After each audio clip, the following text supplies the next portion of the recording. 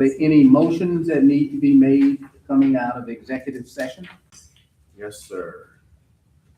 If I may, I would like to make a motion to reset the rotation for a board chair for 2 years and then back to the 1 year after that term as the Jasper County side gets board training. Second. Okay, properly motioned and second. Now, Cheston. Recording in progress.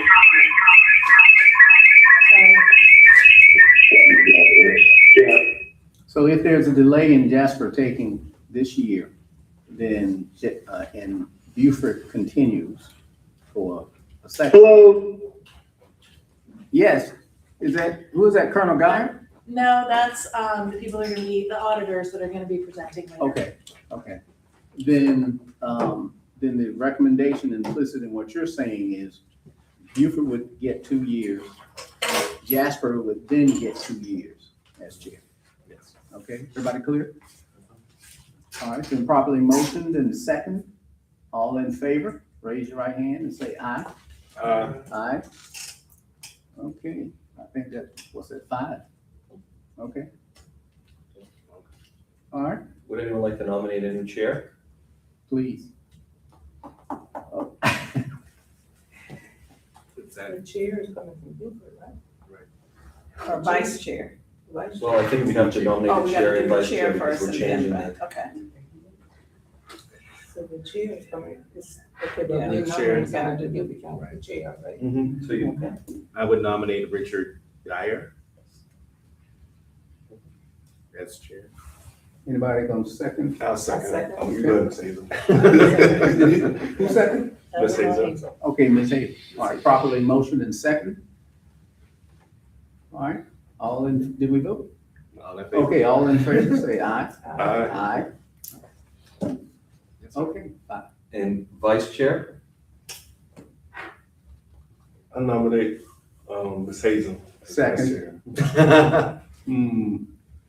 All right, properly motioned and second. Ms. Hazel as vice chair. All in favor? Aye. Aye. Okay.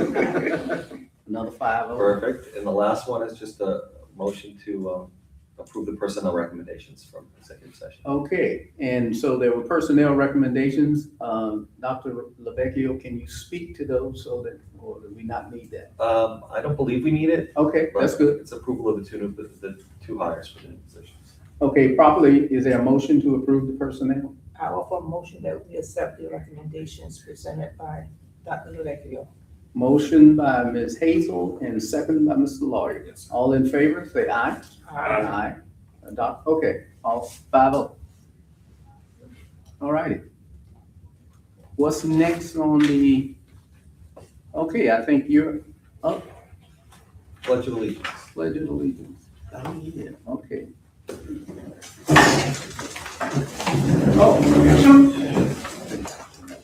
I pledge allegiance to the flag of the United States of America and to the republic for which it stands, one nation, under God, indivisible, with liberty and justice for all.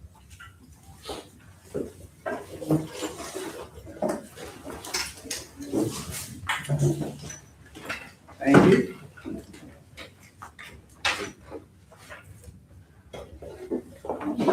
Is there a motion for approval of the agenda? So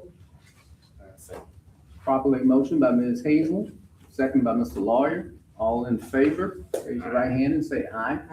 moved. 5-0. Next item is the consent agenda, which is the approval of the minutes. So moved. So moved by Ms. Hazel. Is there a second? Second by Mr. Lawyer. Yes. All in favor? Aye. Aye. All right, 5-0. You folks trying to get rid of me quick, huh? Moving right along. Okay, now we get ready to move into reports and information.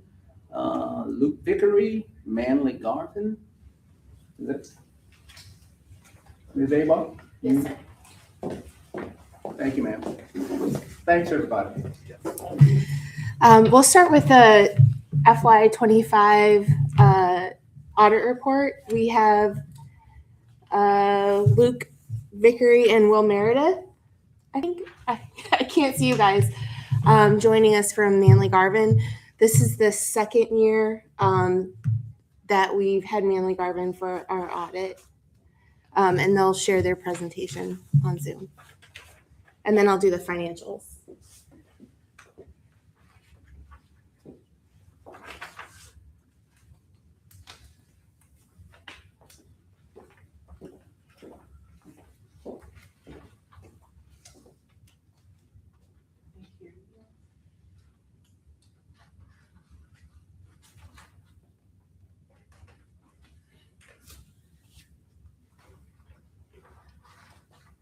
Okay, you guys ready to present?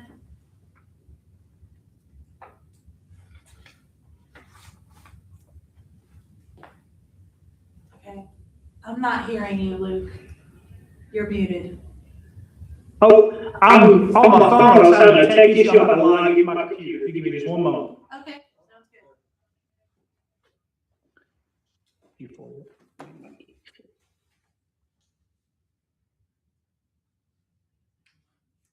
Between 13 with the second, 14, 1, and the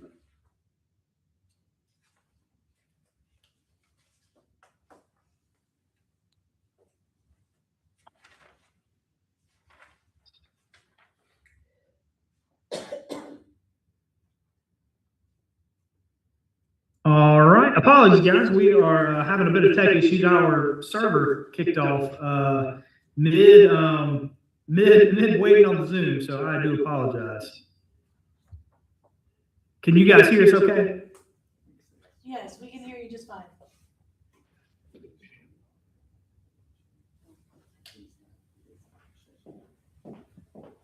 I'm sure they can hear us.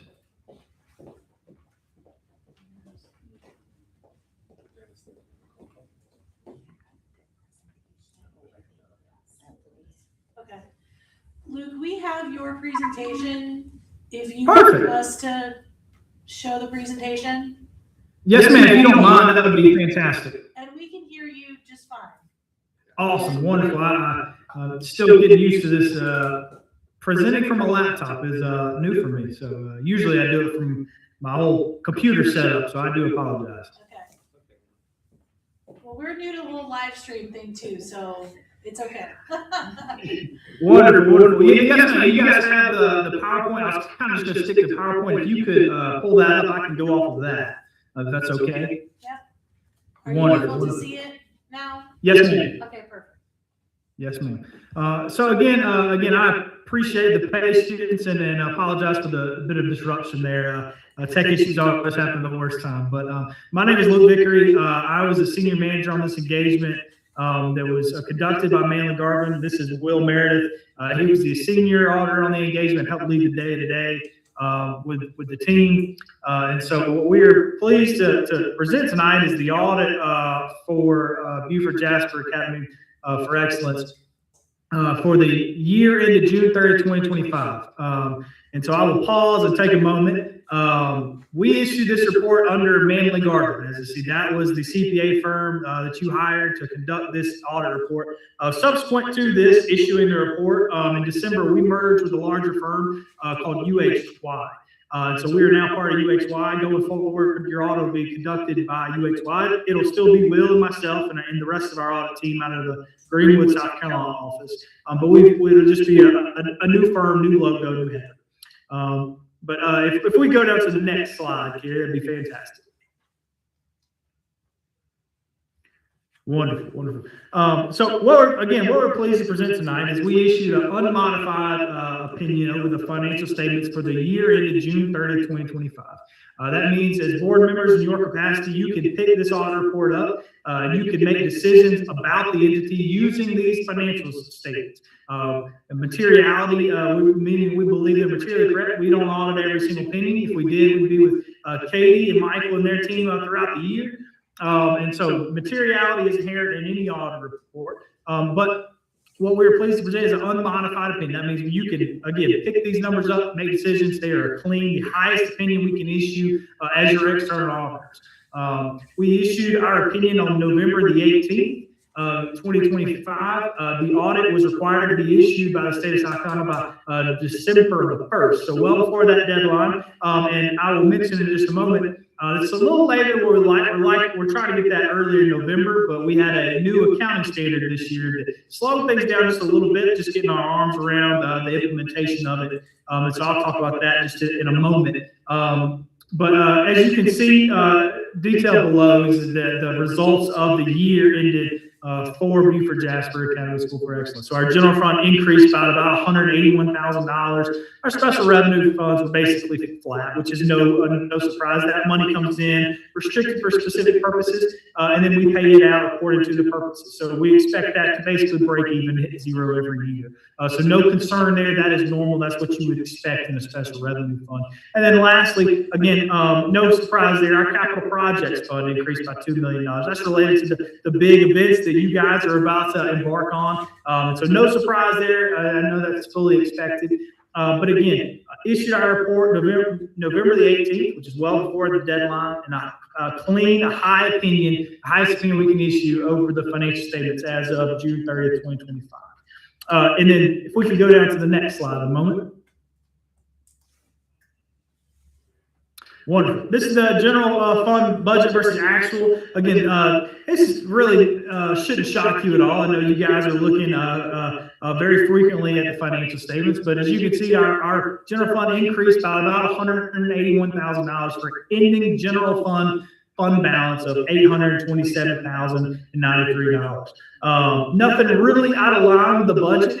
Wouldn't expect nothing that I would really alert you to. Say, hey, you really need to dive in here. Support services increased a little bit, but I think that makes sense of kind of according to what we're doing with some of the projects, repairs, and things of that nature. That said, if we can go down to the next slide as well.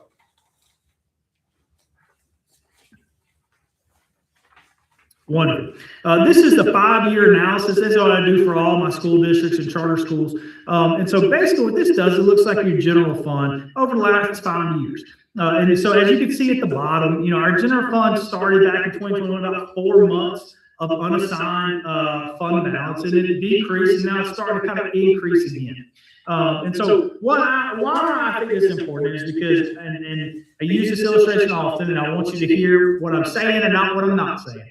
Is that this number, this ratio, the 2.64, basically means that if funding was cut off from Beaufort-Jasper Academy for Excellence completely, we could operate as a school for about 3 months before we had to make any funding cuts, any change. We could operate as for 3 months, just using our general fund. We certainly don't expect that to happen. Certainly always a risk, but that's not something we expect. But that's what that number means. The GFOA recommends, which is Government Financial Officers Association, they recommend to have 2 to 6 months of unassigned general fund balance on hand at any time. So you guys are in that sweet spot. We look to see your fund balance continue to grow, but you're within the sweet spot.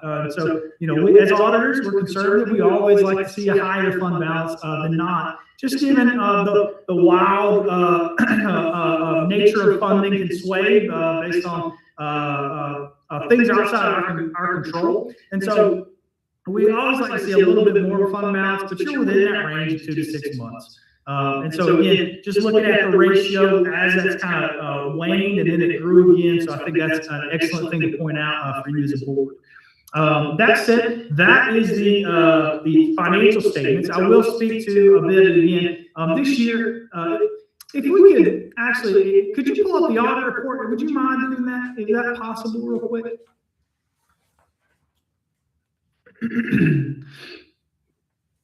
I just want to speak to kind of some of the, not challenges, but some of the big things that were in this year's report that's unusual, just to point it out to you guys.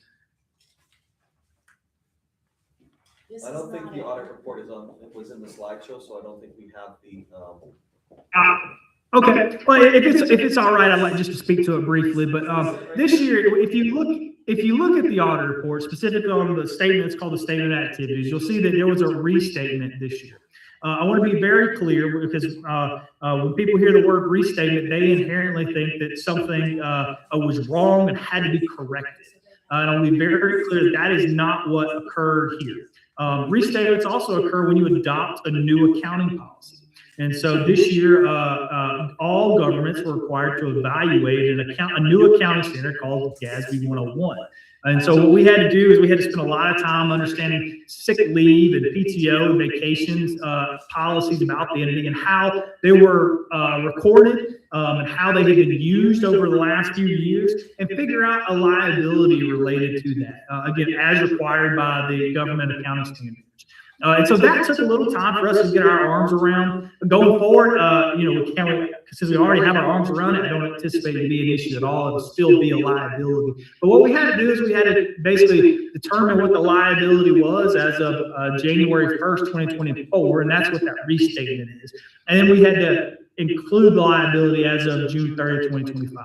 And so if you see that, I don't want you to be alarmed. I want you to know that that is a good thing. The entity complied with the accounting standard. They adopted it. They gave us all the information that we needed very timely. It was just making sure we had all our documentation in a row. And so I cannot speak enough to Michael and Katie and their entire team getting us everything that we need to make sure we have everything on our side documented that we need to in order to issue an audit report. An audit is never an easy endeavor, but especially one where you have a new accounting standard, and there's just so much newness to it. And so we really appreciate them and their dedication to getting us everything we needed. It was very helpful. It speaks to us issuing the audit report almost 2 weeks earlier before the deadline, and we would still like to do that earlier. I think we have accomplished that now next year, since we won't have a new accounting standard to adopt. But that said, that speaks to the audit report. That is everything that was in there. Is there any questions that I can answer at this time about the audit report or the PowerPoint that we talked about, or any questions of that nature?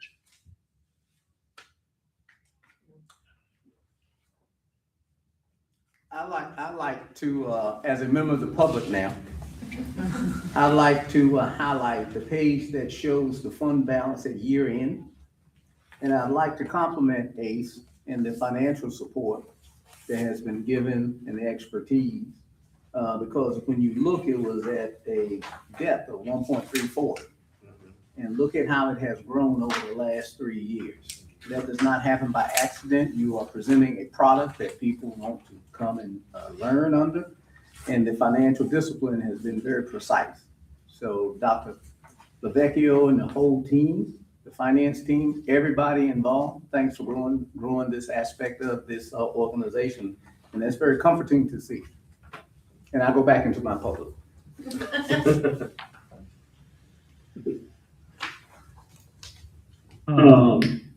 Wonderful. If there's no other questions, I'd like to speak to the one last report that is called the board member report, if I can. If there's no other questions about the audit. Okay, hearing none, I'll proceed. There also is a short little report called our board member summary. It's our board report. This is required communication that we have to give to boards at the end of an audit. And so basically where it comes from is a lot of the accounting fiascos that you hear about, the Enrons, the WorldComs, the big blow-ups in the early 2000s. What caused those, more or less, was that auditors were saying, hey, there's issues here. And they were only telling management. They weren't telling the board. And so management was telling the board, everything's fine. And so what came out of some of those fiascos was this report specifically. And you guys should have it. If you don't, please let me know, and I'll make sure Katie sends it over as soon as possible. But basically what this is, it's a plain English version of the audit process, how we approach an audit, what we actually do as far as testing internal controls and ending balances. It talks about materiality, and again, we don't audit every penny, but we audit substantially enough that you can make decisions about the entity based on these numbers. It also is the medium that we utilize. If we encountered any issues in internal controls, it didn't rise to the level of the audit report, but we still wanted to make you as board members aware of them. We would put those in here.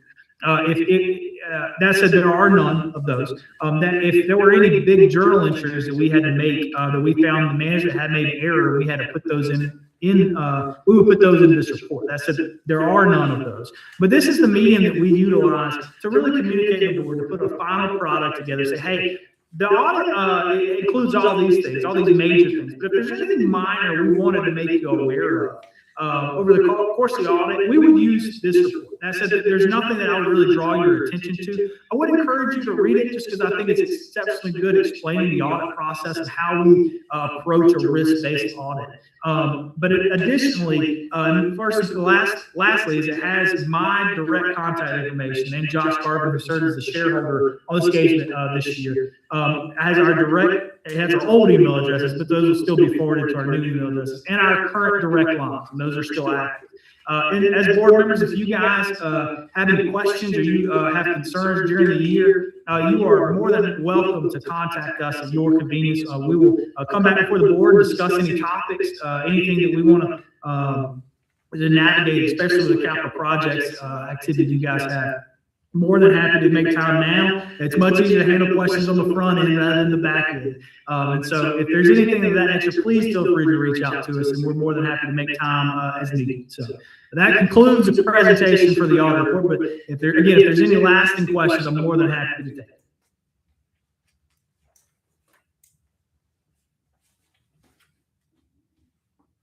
Thank you. Awesome. All right. If I may say one thing. It's a 6-member board, and so quorum is half of that plus 1. So we got 4 members, so you are empowered. The chair you've elected, Colonel Guy's not here. That means you nominated and elected Ms. Hazel as vice chair, so the gavel goes to her. So you may run the meeting, Ms. Hazel. Starting now. Yes, ma'am. So it's okay.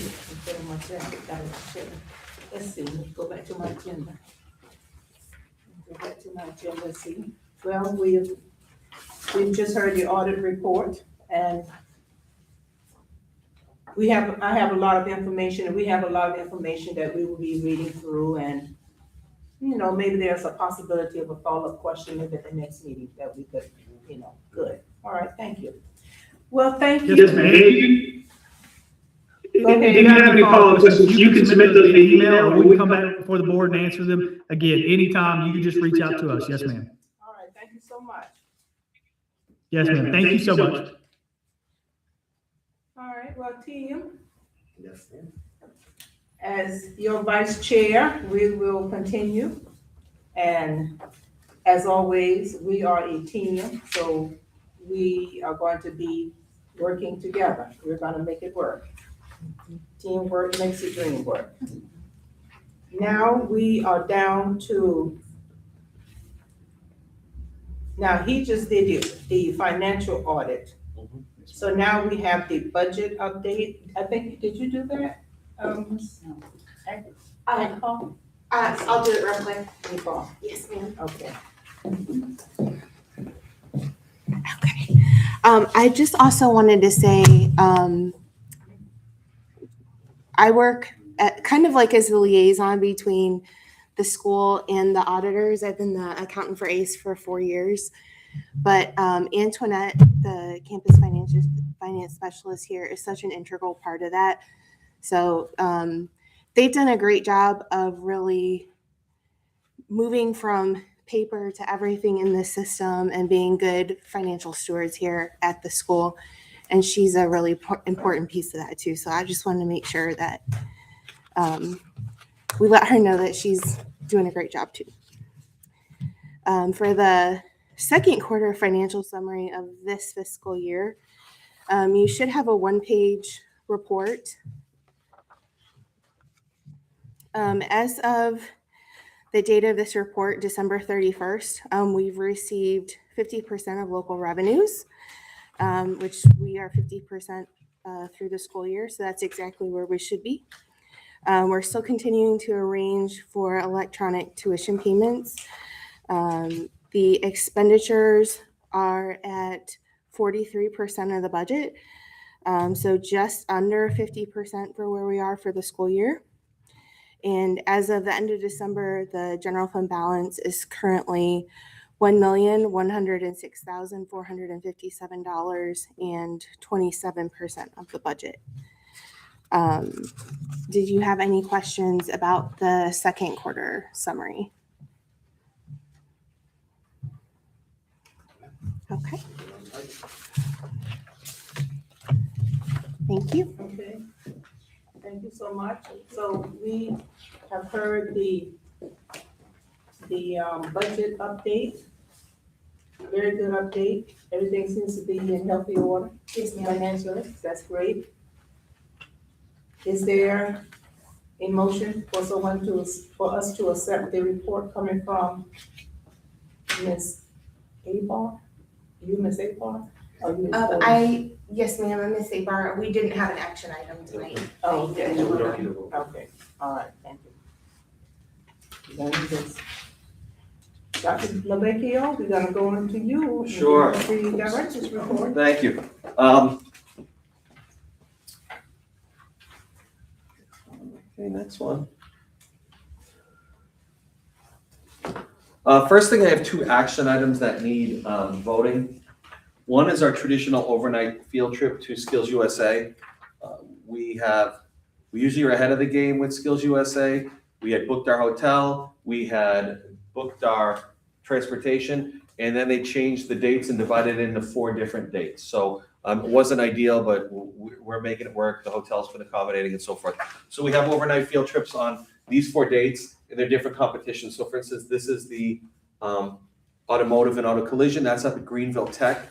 That is they have a incredible automotive and diesel and collision shop that's truly state of the art. March 9th through 12th is the big one where the majority of our kids are going to go up and compete.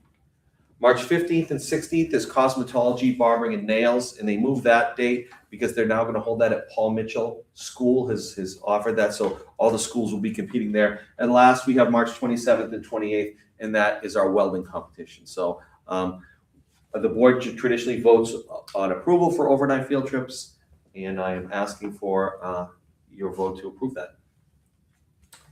What do we, I'm sorry. Go ahead, please. So that's 4 overnights?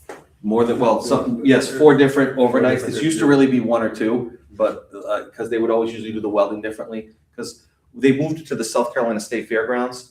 And what they learned last year was the first time they did it was a disaster in terms of having there were no barber chairs, there were no stations. So the kids were competing for these professional competitions without the equipment. So they adjusted accordingly, but the majority are still at the fairgrounds, Paul Mitchell, or like I said, Greenville, so. All right, well, I know we do want our children to go and participate, so could we get a motion to support this? I'm so moved. All right. Second. Thank you. It has been motioned by Mr. Lawyer and my good friend here, Mr. Smalls, that we approve Dr. Lovecchio's recommendation that our children attend the trips in Colombia, the Skills USA. And all in favor of said motion, let it be known by the sign of aye. Aye. Or we raise our hand and say aye, but the majority has it, and so it is approved. Perfect. Next, we have textbooks adoptions, which is new to me because we are undergoing some changes in that department. Traditionally, for some reason, the state has listed us under Beaufort County, but we've never had to adopt any textbooks because the ones we've had, we've always used since I've been here. It's my 11th year. But what we realized is we were paying for some things that we didn't have to pay for, and that Beaufort County never had adopted. So what the new process is going to be is our board will adopt it, then Beaufort will go back and they have to do it. We're trying to separate our ordering because there's no reason we shouldn't be ordering our books directly because there's no reason Beaufort should be doing that. But this is something that's gone on long before, like I said, I don't have any history to even tell you how this came about, but we've been working with the state to separate that. So our board will approve the recommendations and then eventually, hopefully, we can order them directly from the state. How these come about is the state gives a list of materials for different programs. That includes things like English, math. They may give 4 different math books for high school. That's the state recommended curriculum. Then boards approve the one that they bring forward. Well, for CTE, it's a little bit different because there aren't necessarily 4 books for electricity or 4 books for collision repair. So we have a limited choice, but these are where our programs align to. So for instance, our electricity, we're asking for approval for NCCER. Our students take the NCCER electricity test as their industry certification. So that's a natural blend. And I.CALL collision repair and refinement is through Cengage, and that's connected to I.CALL, which again is what the test our students take for their auto collision certification. And both of these come with NCCER and Cengage. When you get these packages, they come with online resources for students that they can use in class on their laptop. So like I said, this is new to me going in front of the board, my first time, and we're looking to clean it up a little bit so we don't have extra steps. I can just directly come to the board if we need to make a change and go forward. Most of the time, we get books that we've approved from years and years ago. All we do is just get the new edition. We don't change the textbook. So, for instance, cosmetology comes at every 2 years and like most textbooks. So I'm asking for board approval to adopt the textbooks, recommendations of our teachers, so we can get those ordered. Question. Yes? Do you think that, is this recommended from the state? These are state recommended. Yep, these are all state recommended. I would definitely clarify if we ever went off the state recommended list and provide a little more information, the thought behind that. So these have been kind of vetted by the state, recommended, and our teachers want to utilize them. And truth be told, we've been purchasing some of these resources already. So we're just trying to get the state to pay for it. That's where my question was, because you mentioned how you were ordering books and Yeah, materials that you didn't have to pay for. Yes, So because they that weren't now in Beaufort County's online, and Carrie's an expert on this, and Jill is too, better than I, but Beaufort County has an online kind of where books you can order. Well, since their board never went and approved these, it wasn't in theirs. So when we looked to order ours, we didn't even know it was available. Carrie actually did some, Ms. Chappell, pardon me, did some digging, found out the state does have these. So we work with Beaufort County to try to get that temporarily so we can get those in our kids' hands without having to pay a fee. Then we're working with the state on a second tier about separating, so we don't need to go to anyone else except our board. We said, how can we go to Beaufort County board with these when half our students, half our representation is Jasper, right? It just doesn't make sense. It's all the politics at the state level of, well, we don't have you listed as it. Well, we are. We're our own financial institution. We have our own students, so we're financed by 2 districts. So we're trying to explain that, and people that are like the director of curriculum instruction, Dr. Stratos, who's in Beaufort, has made the same recommendation to the state. So everybody's kind of working to hopefully have that outcome. So if I could just, Of course we can. one piece of clarification. So the state adopts textbooks, like Dr. Lovecchio was saying, for every subject, including the CTE programs that we have.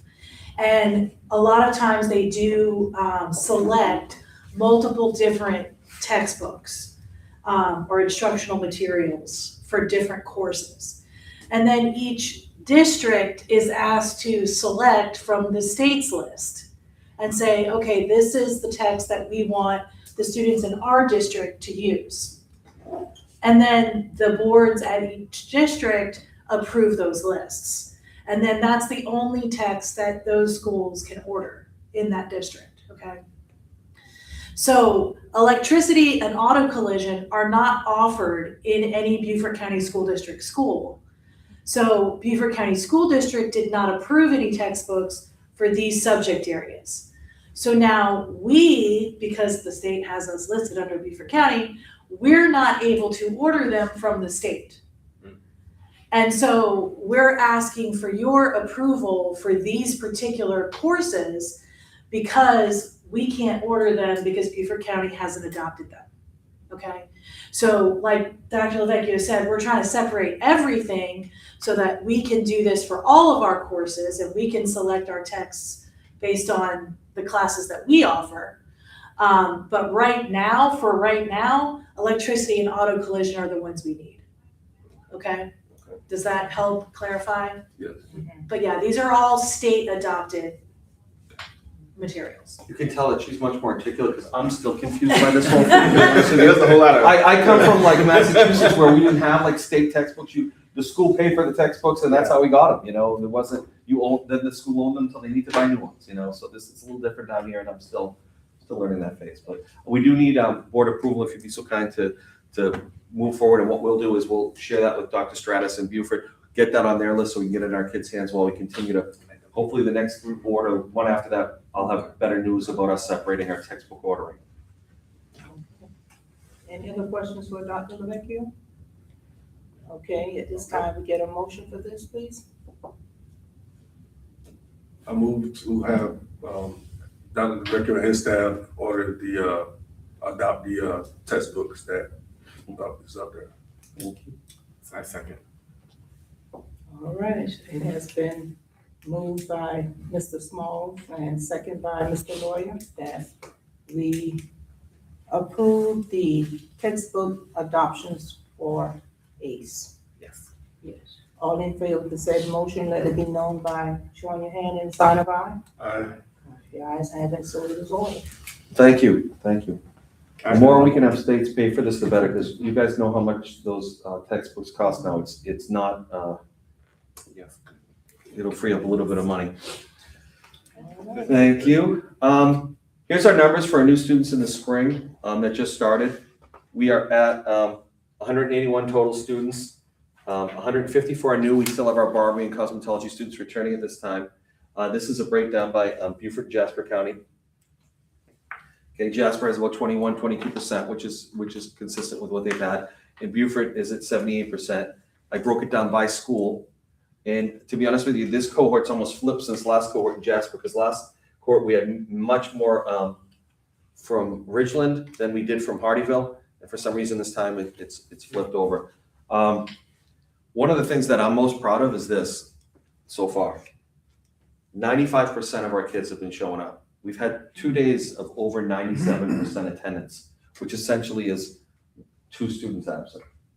You think about that. I mean, that's great. Yeah, it's crazy. We have this cohort, knock on wood, look so far, is one of the most engaged, well-mannered cohorts of kids we've had. Not that we've had bad manner. These are just exceptional kids that we've seen so far, and our staff has seen it from the cafeteria to how they carry themselves in the halls to when their engagement levels in the classroom, and the fact that they come to school ready to learn. I mean, it's a testament to both districts. And I can't wait till a year from now when these kids get to go to compete at the state level and things like Skills USA to see how that's paid off and how that correlates. But we're very proud of that group so far. We have some students out on internships. Here's just some of the local partners, and I'll read it off because I know this is small. That's one of the things that stinks about having it on this little TV. Boundary Street Collision, Beaufort County Public Works, Stokes Toyota, Honda, Ford, Subaru, Bluffton Builders, Bell Build Construction, The Parlor, Pomodori, Simpson Construction, The Boathouse, Palmetto Bluff, Bluffton Builders, Island Tire and Automotive, Whisper Creek Spa, Prestige Concrete and Masonry.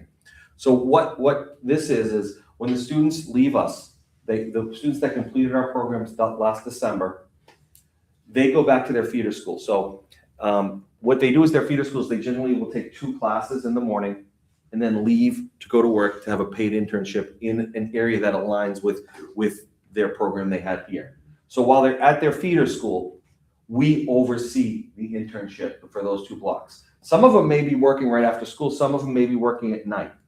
But they're in these programs. So our career development facilitator goes to these sites, checks on the students, talks to the owners or managers, gets that feedback. And our teachers even go out once or twice a semester to visit them just to make sure that they're doing what they need to do. And then we use that feedback. But a lot of these are repeat partners, and so far so good. You know, we're only a month in, not even really a month in to the day almost for these. And we continue to build on that and continue to expand that. And here's some data we got. We did something new this semester, and I'm going to talk about it a little bit more. We did a really comprehensive survey with the students that arrived on campus. We didn't just ask them, you know, for their demographics. Who's your, you know, what's your phone number? What's your cell phone? We asked them some questions ranging from what are your hobbies?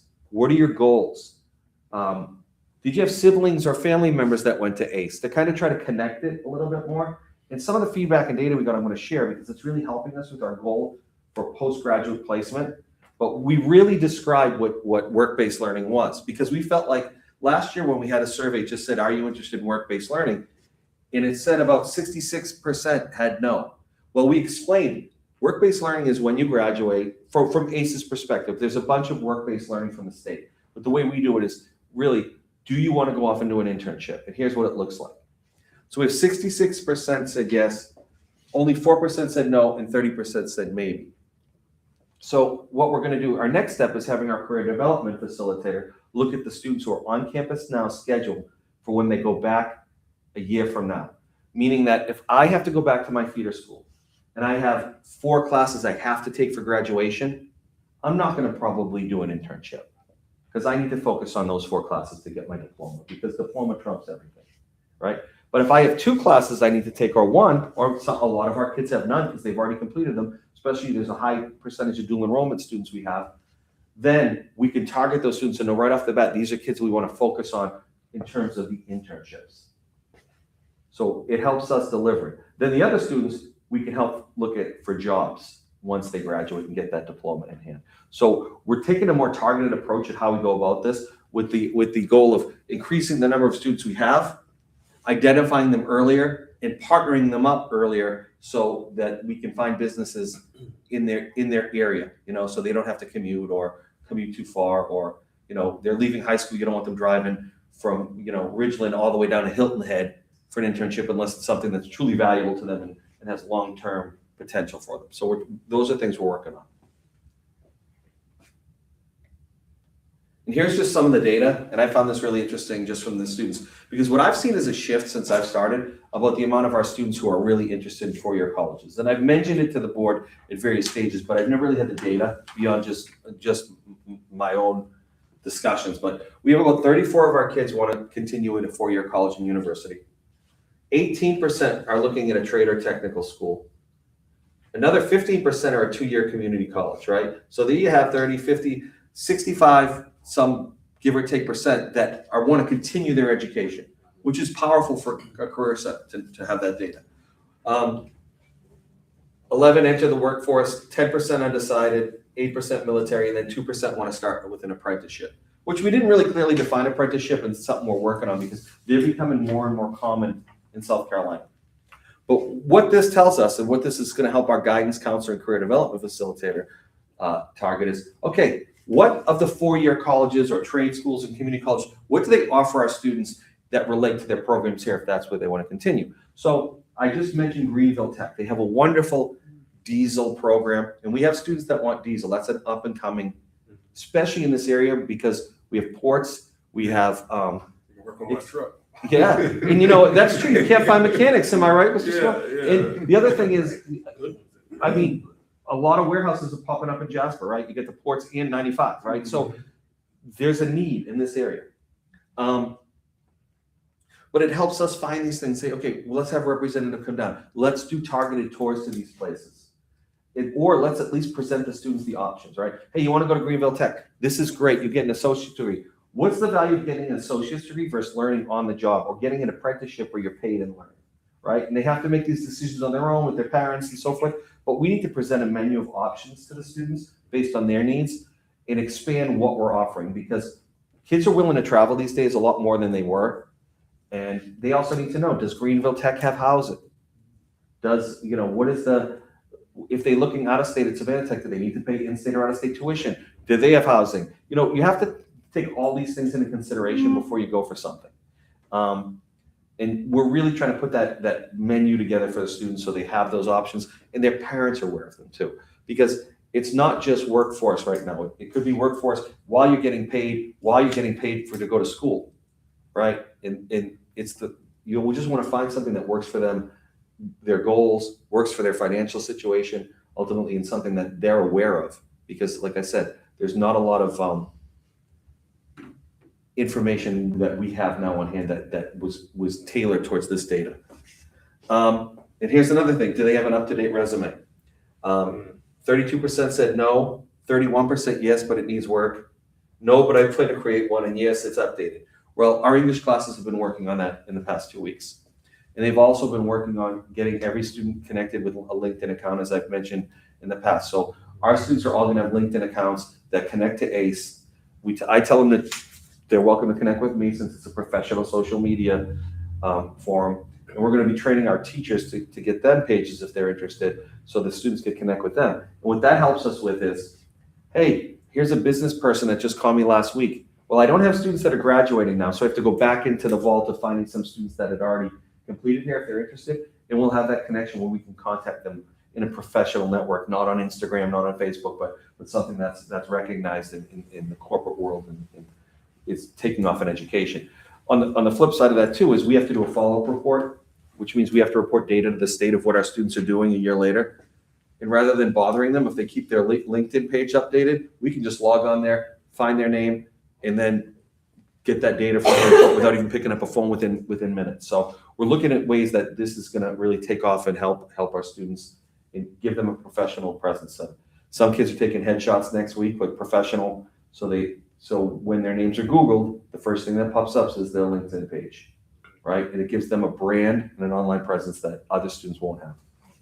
And let them know LinkedIn is not, you don't run LinkedIn like you run Facebook. No, and that's why it's really important, you know, I mean, and we were just commenting today that we had a student that we got on there last semester, and she completed it as a licensed CNA. She completed our nursing program, and she's been keeping up with it. So I always see come across, she just got into college in Charleston today, we both commented, and she's done a really good job of promoting herself on this and in a professional manner that I'm really, I just, as a matter of fact, I emailed the English teacher saying, you know, whoever had her did a wonderful job because she's just utilizing it to a T. And when she goes out to a job after, I'm sure she's going to go to college because, like I said, I'm going to guess she's going to continue to be an RN, or whatever, doctor. She's going to have a page that you can go back and look at her history, and you get a whole thing. And our teachers now, we do allow cell phones for students to take pictures of their work so they can post it. So a student just builds something in construction, they'll take a picture of that, and then a potential worker will see that when they Google it and understand what they've done in their scope of knowledge. So this is something that we've really worked on, and it's starting to slowly grasp. So we're excited about that, and we'll share more information as that comes along. I have one point. Yes. If I may. Sir, of course. Congratulations on that. And yeah, the resume part is really, really important because a lot of employers, you know, want to know, can you write a resume? You know, and we look at their professional experience. So that's a good point that y'all are working on that. But I would like to just suggest though that, you know, as we talk about social media and online presence, that employers not only look at your LinkedIn pages, they look at your Facebook, or they search and see if you have Instagram.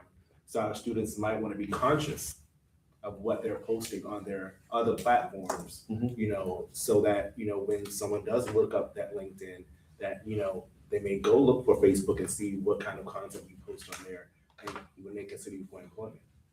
I have a story that relates to that. We have a new teacher, and I observed her the other day, like a formal observation. I wanted to go in because she was starting the LinkedIn process for the students. And the first thing she did was online safety and presence.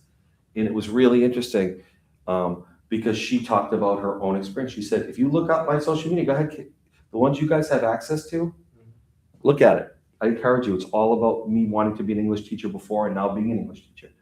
And I raised my hand, and I usually don't interrupt in observations because I'm there. But I wanted to share this with class. I said, guys, I looked up Miss Cotillo when I hired her because I wanted to make sure, you know, I had some background. And I said, I could barely find anything. I said her online presence for a young college graduate was nothing but professional. And I said, that makes it a lot easier because I was digging, you know, and it wasn't her at a spring break or anything like that. So it was like really a good teachable moment for that class, but they are doing that and talking about that.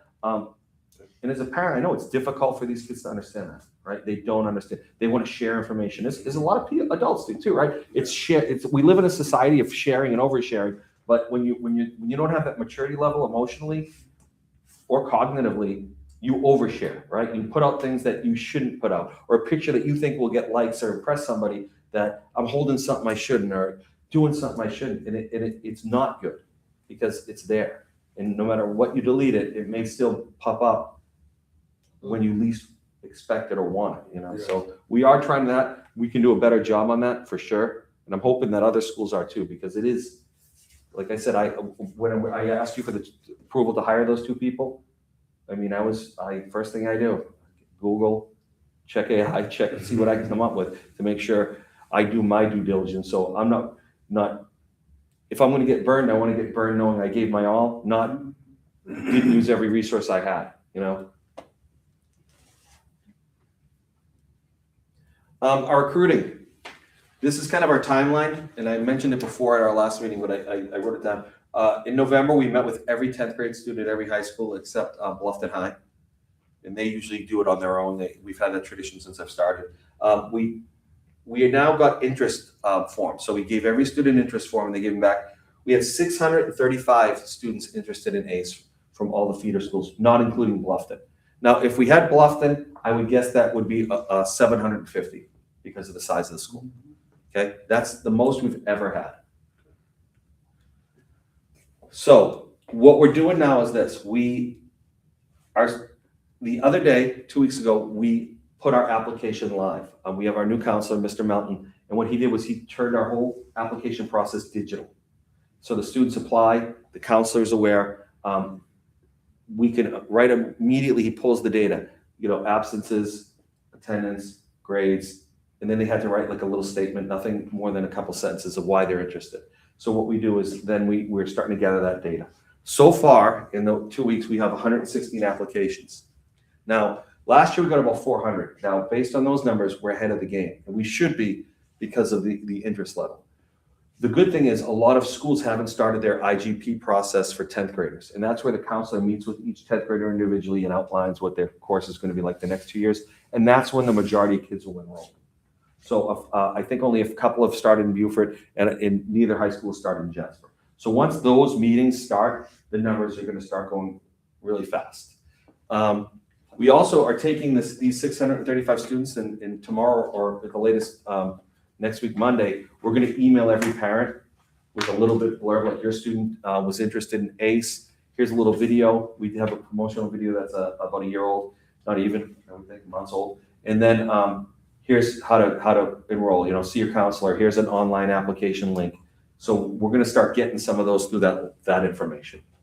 Then in February, we have a meeting set up where every feeder school is going to take a bus over here with those kids who are interested in signing up so they can tour and be on campus, because we want to make sure that the kids who come here, just like they would go away to college, they're coming to a new setting. We're asking a lot of them, understand what we do here, what it looks like, and walk the halls so that when they do show up, there's a level of comfort and familiarity that they wouldn't get if they didn't. By mid-April, we'll take all these applications that we have and we'll sit down as a team and use the data and make decisions. And most of the time we're pretty liberal. I mean, I've said this before, the only time we really have a gotcha is if a kid has had a serious discipline, and knows, 2 or 3 of insubordination, suspension type things where you're a little nervous putting them in the class, because a lot of our classes, you have to have that maturity because, if a teacher is under a car demonstrating something, you can't be having a WWF wrestle match in a corner down the way. Same thing with our construction. We have the kids are outside building the sheds. We have to have kids inside who are using miter saws that we can trust. And knowing that a kid has a history, you don't want to put them in a position to fail, or especially injure someone else or themselves. So that's really it. In attendance is one of the big indicators, because we've had kids apply with 90 absences, right? And my feeling is this. If you're going to be absent 90, then you're going to get your butt in your English seat and your math seat before you get over here, because you need to catch up on all that learning you lost, and get your diploma. So that's really the only kids that we don't get in, but the majority do. We occasionally have waiting lists in some programs, and I've talked about that last time. But and I'll keep you guys updated as this goes forward with the numbers and where we're at. But hopefully, right around April vacation, we'll notify the counselors and the students, and then we'll start the process of getting them the information they need. So this is exciting. It's a fun time, especially when you see the kids applying and you look. And like I said, the quality of kids are, like right now, the average GPA on campus is well over 3.0. So, when I was a kid, if you went to a CTE school, you were struggling academically, they had to find a place for you. But CTE is becoming so mainstream that, we have kids in the top 10 in different classes, kids who, some of kids in our EMT classes, they want to go off to, we had a kid who's applying to the Naval Academy, for instance. So these are the best kids from both districts wanting to learn and expand their education, whether this is their primary career choice, their primary college choice, a side hustle, just something they're passionate about. We have awesome kids that come here, so this will continue. We just received a $25,000 grant from Hardyville, from the town of Hardyville. My welding teacher and I had to go and present. We are getting a brand new plasma cutter. The plasma cutter that we have down there is in really rough shape. We're getting a 4x8 plasma cutter. We're going to supplement that with about $10,000 to get the really state-of-the-art one, and it's going to really move that program forward. So we're excited about that, and we thank the town of the city of Hardyville for funding us and supporting us with that. And this is the second year in a row we've gotten a substantial grant from Hardyville. So we have benefited greatly from the city. We actually, on a side note, we actually had I had mentioned before, we have a safety grant that we got from the state. We are in the process now of ordering 5 of the radios that let us communicate directly to Beaufort County and Jasper County. And we are ordering some other new radios because ours predate me, so they're over 11 years old. And these are the ones the teachers in the program shops use, because the issue we have is communication down there, and the fact that when a skill SAR is on or a welder is on, you can't hear. So we're updating the radios. On a side note, I didn't put in here, last week we had the architects out for our first visit. The design team came out and toured the building. They took notes. They talked about, and I had mentioned this, we have $2 million, and it was mentioned in the audit as well, that $1 million each to pay for the design team and some of the early needs. The first need, obviously, and we've said this before, is electricity. So they're looking at the electrical system here. It was a substantial, they must have been here 4 hours walking around. And then they're going to help us design out a plan of like, what's next? What are the priorities? What are the needs? But one of the things with electric is a new PA system. Our PA system is really poor, especially considering the noise that goes on in some of these classrooms. I asked them about making sure it's CTE specific. I know some CTE schools, if an announcement's coming on, a light will blink in your class, or something that will draw the attention of the teacher or the student so they know stop instruction, or if there's a lockdown, they can hear it. And they're also talking about, a new fire system and some of those safety things that are needed in the schools today. So we are going down, it's going to start hopefully in a month or two. We'll get the renderings. I'll gladly share them with the plan or in some costs. And we're going to try to get as much as we can down with that $2 million. And then we'll go back and revisit the money that Beaufort's put aside. And hopefully Jasper will be in position with some of the money from the referendum that we can go to the next phases of the steps. So it was an exciting day. It was a long day. And the words of the designer is, everybody's excited, but nobody's going to be excited because it's electrical, right? You don't see it. It's not a fresh coat of paint, but these are things you have to start with to have a foundation. So he said, as much as you're excited and your teachers are excited, it's slow. And he said, like, be patient, be patient. So I took that to heart. Here are just some of the pictures of the new kids. These are our barbering students. Electricity here. Here's Miss Chappell. She took on a student in a braiding contest. I don't know if you guys know this, but she's a dance mom and has to do the dance team's hair. So one of the students challenged her, and they had a little braiding competition down in cosmetology. Did not know that picture existed. The kids don't like me taking pictures and posting them. It's like one of the big, when we go to schools, I say, what's your favorite thing about ACE? And they said, whatever they say. And I said, what's your least favorite thing? And they would say, your pictures. Because, every time I take a picture of them, the girls want to see it, you know what I mean? And make sure that, and they'll say, take it again. I'll say, these are action shots of you working. I can't take it again, Just auto, here's some welding students. So they're already out and about. Collision, and here's our culinary group taking down chickens. So I just thought I'd share some cool pictures. Our next board meeting is April 2nd. That board meeting is where we usually vote on the approval of teacher contracts and items like that. And our next governance meeting, where I'll be meeting with the superintendents, is March 19th. So The March 19th meeting is with superintendent? Yeah, it's just myself, the superintendents, and the CFOs. Okay. Alright. So, Yep. That's everything I have. That's You it? guys have any questions? okay, a great report. Thank you. With the electrician and the welding, Mm-hmm. I know that the Georgia Port, you know what I'm saying, would be needed a welder and electrician, so you can just reach out to them and see what you can do to be connected with. Yeah, make a partnership. Yeah, we had a good partnership for the ones in Charleston where we've gone up there and stuff. Mhm. But Charleston's a hike for a lot of these kids, you know what I mean? Yeah. Especially to afford that, coming out, moving out of your house to go to the cities Yeah. is difficult, you know? So just reach out to Georgia Port. I will. And see if we can have a partnership with them, because I know, like, I think it's in April, I think, they have started having applications where the seniors can start coming on the port and work and make some money. Then once they graduate, they can get hired on the port. That's great. Yeah. We'll definitely follow up with that because Yes. we're always looking for spots for the kids to go and Yeah. that's a great career. That's not just a job, you know, that's, Mhm. you get in the ports, your potential to be there for a long time. Can I ask, just to follow up, Mr. Small, now thank you, ma'am. You're an entrepreneur in the port. Yes, sir. Can you help facilitate that? Yeah, I'll give him a call tomorrow with human resource and see what we can do to, He pulls cargo in and out. Right? Yeah. So that's cool. so I'll give him a call and see what the process is. Yeah. And I'll get with you. Yeah, I'll give them actually, let me take, when you see them, you can actually give them one of my cards and they can find it directly. That way. Okay? That would be awesome. Thank you, sir. All right, any other questions or concerns? Anything else for the good of all? Dr. Lovecchio, we appreciate that report. Thank you. You are very connected.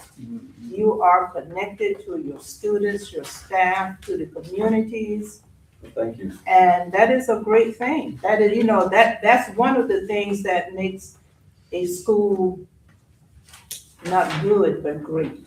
Thank you. It's a team effort. Listen, I would love to take all the effort, but we got a bunch of people here, and a bunch of teachers that aren't here, that are home getting to sleep, that the rubber hits the road in those classrooms. It doesn't hit the road with me, they're the superstars, and That's great. they're the ones that do the grind every day. And as you continue, just remember to take some time for you, okay? Because, sometimes we get excited and we get going and we forget about ourselves. I you know. Mhm. Yeah, so that's great. Keep up the great work. Thank you. Anything else, board members? We have come down to adjournment. Is there a motion for us to adjourn, or do y'all want to stay? I motion that we adjourn the meeting. All right. This month's, All right, I Jasper board will meeting second at that myself. 7:23. Everyone, thank you so much, Thank you all. and Thank you all. continue to have a great week, and everyone go home safe tonight, and everything is well. Great job, Vice Chair. Got to learn. Natural.